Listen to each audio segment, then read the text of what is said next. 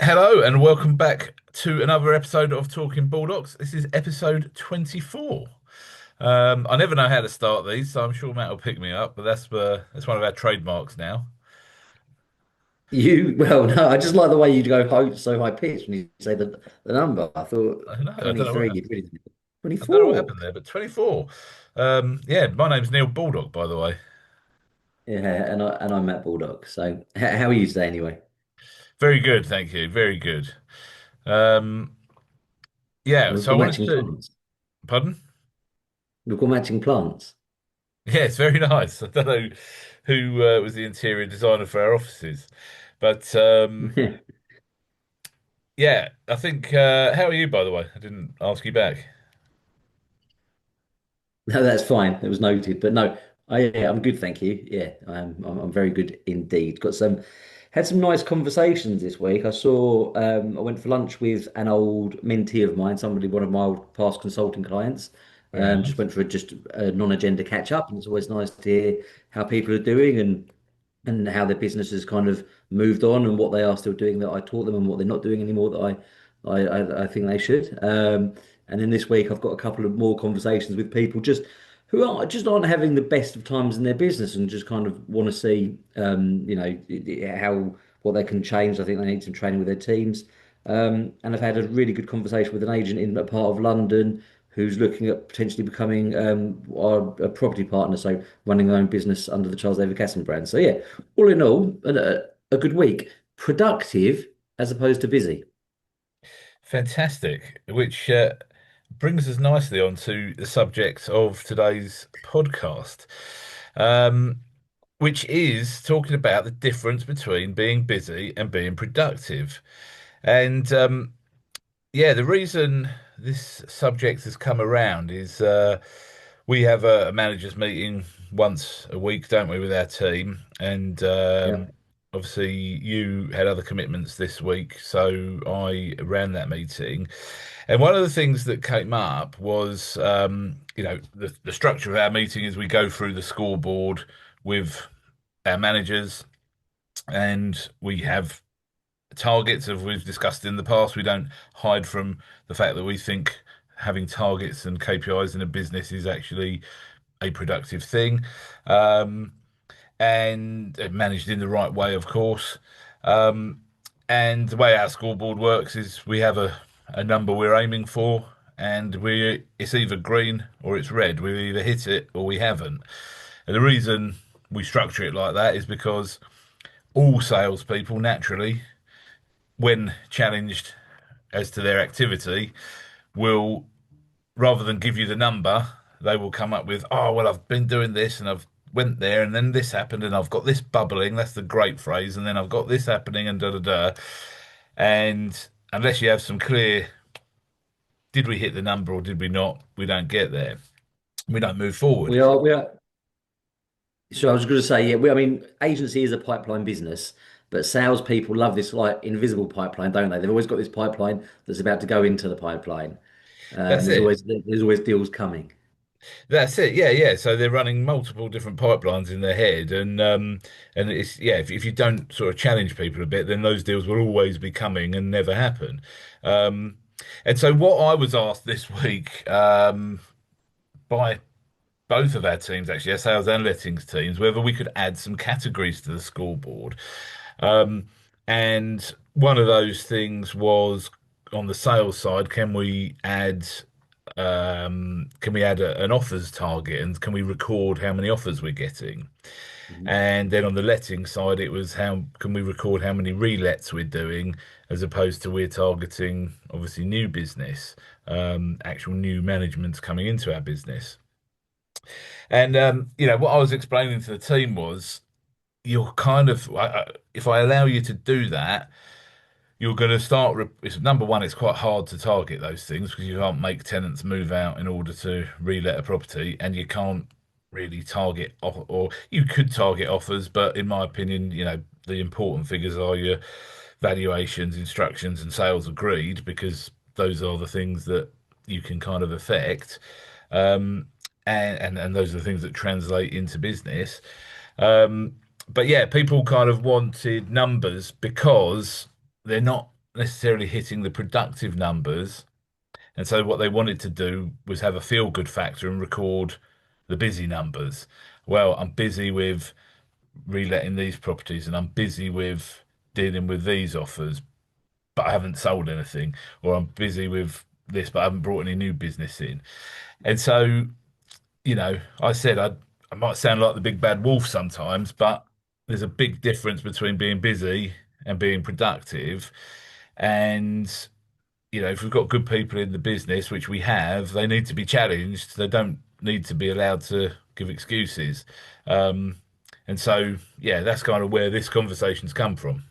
Yeah, no, entirely. And shout out to Spencer Lawrence of Paramount because he was the one that had a chat with me about busy and productive many years ago. And we did go for a while, we banned the word busy in the office on the basis of the same as Spencer done, because busy becomes a competition. I'm busy and I'm even busier and I'm really busy. But ultimately, we just want to know if people are being productive or not, right? So because you can take even, you could take 100 meetings and be busy with these meetings, but if nothing's coming out of them, then you're just a busy fool. You're taking the wrong meetings, right? It's like if you look back at the valuations thing, we say, well, look, how many listings have you taken? Or, you've done 100 listings and you've listed 30 properties, then your conversion rate's 30%. And the listers always say, no, no, no, because only 50 of them came to the market, or only 60 of them came to the market. So yeah, 60 came to the market, so my conversion rate's 50%. But then it's like, because, we're going on all these valuations that aren't coming to the market. So then you have to look at, well, why are we doing those valuations? Um, and that is the thing. And we do humans like you like that quick dopamine hit. So it's just our basic biology. We like to feel good. We like to feel we've done something. There are people out there. So to-do lists are a great one. I know for a fact there are people out there, maybe even listening to this, that will sometimes do a job and then write it on their to-do list just so they can tick it, just so that they can say that they've done something. And look, you've got to do certain things to get you through the day and give those dopamine hits. But if you start either measuring the wrong things or getting so consumed with the feel good factor that you don't actually have the long term, the long term good for the business, then obviously it can actually become damaging. Yeah, 100%. And it's not just damaging for you as a business, it's damaging for that person if you allow them to run their work life like that, because ultimately they'll be feeling great because they're busy and they've got some things to tell you they've been doing. But if they haven't produced the results required, they're not going to earn the money that they want to. And that's on an employed or a self-employed business owner basis. Um, you can make yourself busy doing what you want, but it is about being productive. And it's not just in agency, it goes for anything. If you took like a building site, for example, if you had a bricklayer going, oh, yeah, the house hasn't been built. It hasn't progressed today, but I've been tidying up the site and I've swept up earlier, and then I had to move those rubble and put that in the skip and all this, that, and the other. The project manager of that building site would say, "Why on earth have I got a skilled bricklayer sweeping up a building site?" So it's not about like telling you. Um, oh yeah, no, we don't think you've done anything, but it's like, have you done the right things? And that's what people need to get into the mindset of. And that's why, like, the exercise where people might write down every 15 minutes what they've been doing is not, if used in the right way, that's not a micromanagement tool.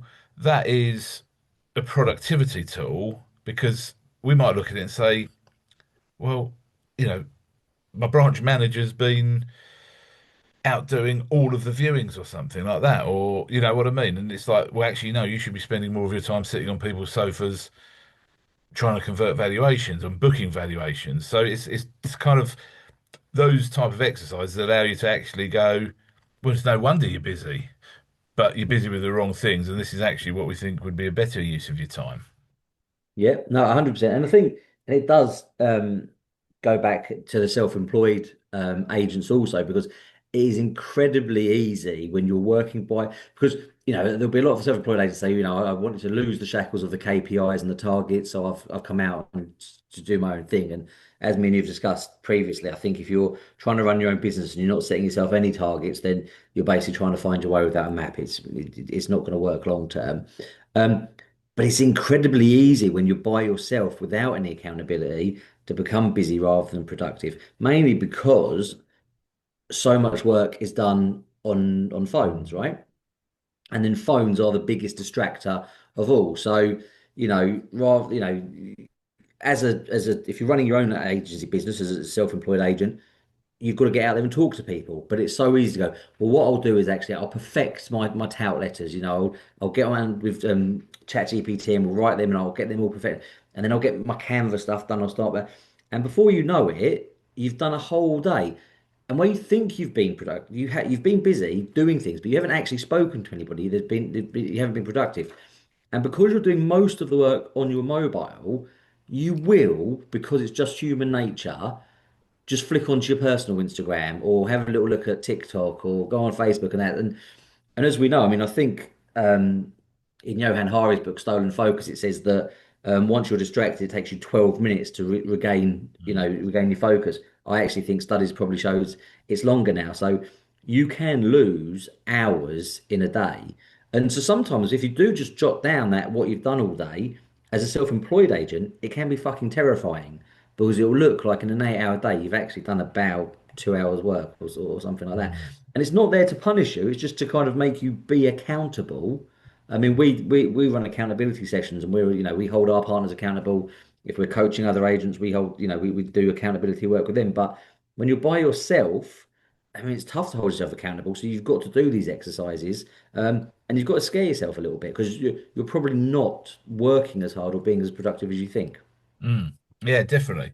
And you do want to identify what you're busy with, and this is especially in an estate and the letting agency business where you've got proper, you've got clients who will be making demands of you. Like in a letting agency, someone says, "Oh, I'm really busy."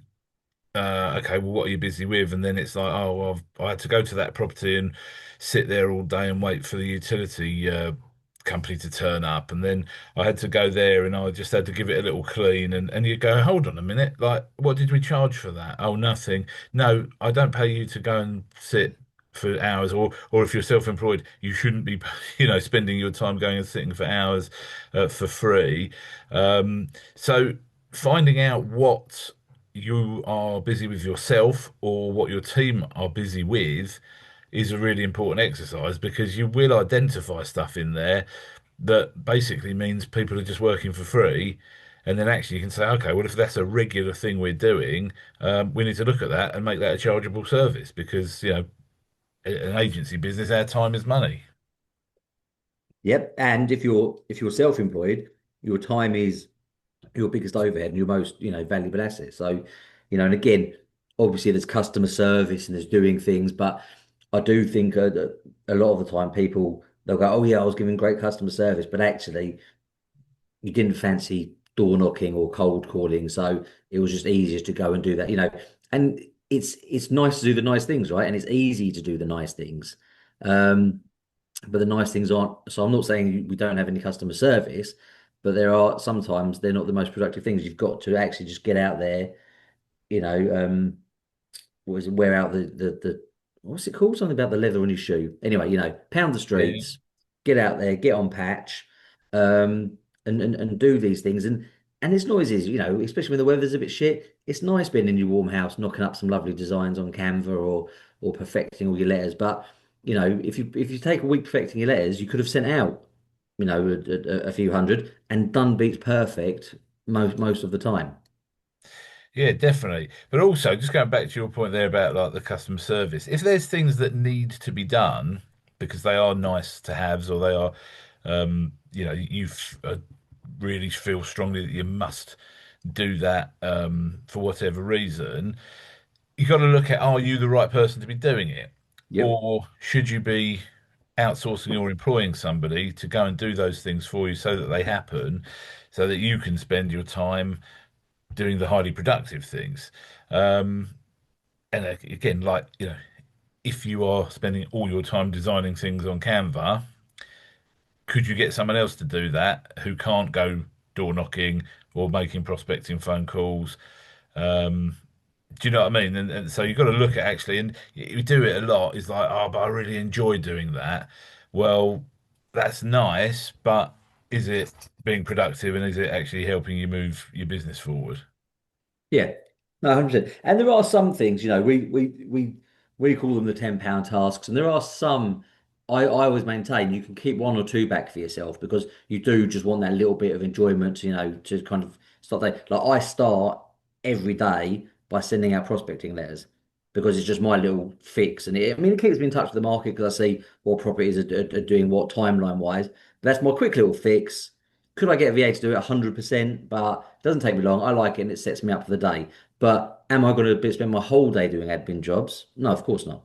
No, no, but also, yeah, prospecting is a business generation thing, isn't it? So, Yeah, that kind of makes sense. If you, as my business partner said to me, oh well, I'm spending half a morning a week, I don't know, cleaning the office or something, then I'd sure. probably say, well, Yeah. come on, mate, let's get somebody else to do that. I think you're in no danger of me ever saying that to you. So, yeah, I mean, I don't suppose you would enjoy cleaning the office, but you get the point. Yeah, yeah, yeah. No, exactly. No, I make you right. I say we live in a world where it's a bit like, when you got your loft or your garage and it's just full of shit and you're not really, and it wasn't full of shit immediately, over time you've just kind of gone, I'll just put that there, I'll just put that there. Well, time is like that. It's just very easy to fill your time with shit and thinking you're doing stuff with not. So yeah, you do need, so say if you're running a team, as you very rightly say, mate, it's not micromanaging, but you need to manage people and you can't have, I mean, you need KPIs, but you cannot have 100. You can't spend a 3 hour meeting going through every little, did you tie your No. shoelaces up today? You've just got to have the right points. We use ours really as a pulse of the business, don't we?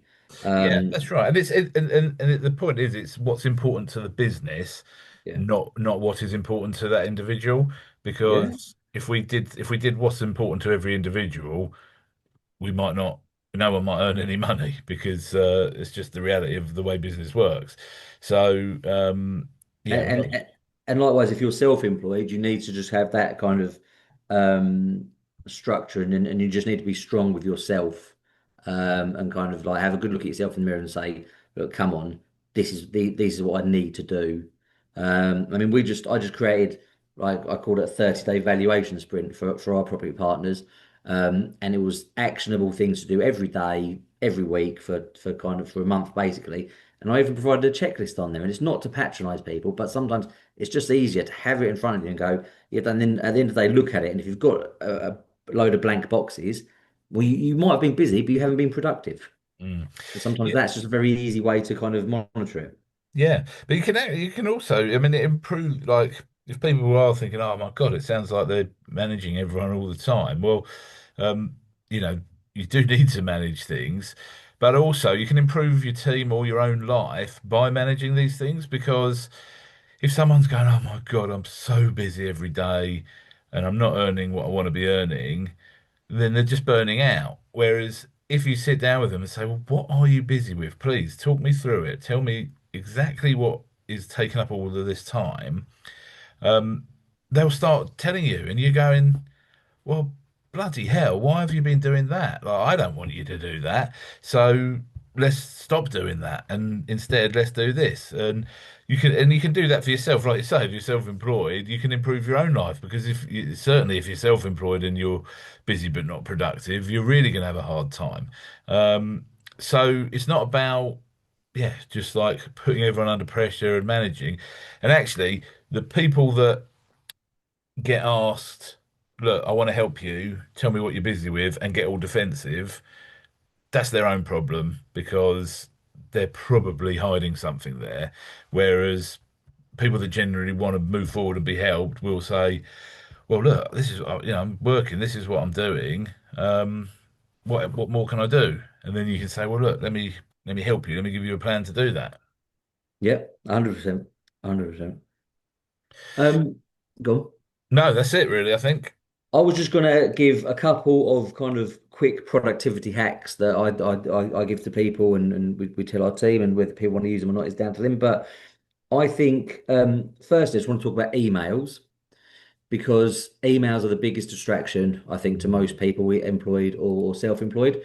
So, and it's when you're on your computer and you're working away, it's not, don't, rather than I'm not going to check my emails, physically close them and Mm, turn off that, because there's nothing worse than you're writing away and a little thing pops up in the corner and it's only got half of it and you think, oh, what the fuck, what was that? And you come up there. Set yourself time. So say I'm going to do emails between 9 and 10, 1 and 2, 4 and 5, something like that. There is very, if it's something was that urgent, it would be a phone call. Nobody emails you to say your house is burning down.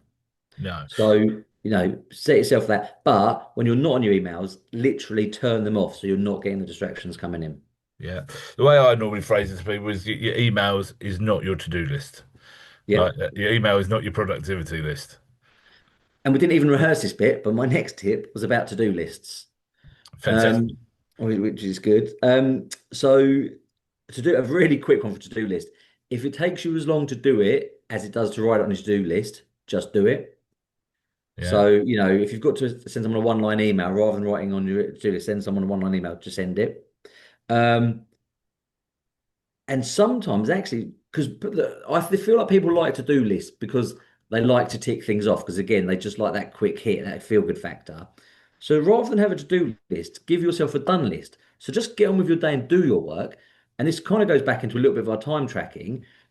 Every time you do a task, write it down. And then at the end of the day, you'll feel good because you'll go, shit, I've got all that done and I feel good. So sometimes just practice rather than having a to-do list, switch it to a done list. Yeah, that's good. Um, The only other and thing it's, I'd add to that is I'm not a big fan of, personally, of a to-do list. I like a must-do list.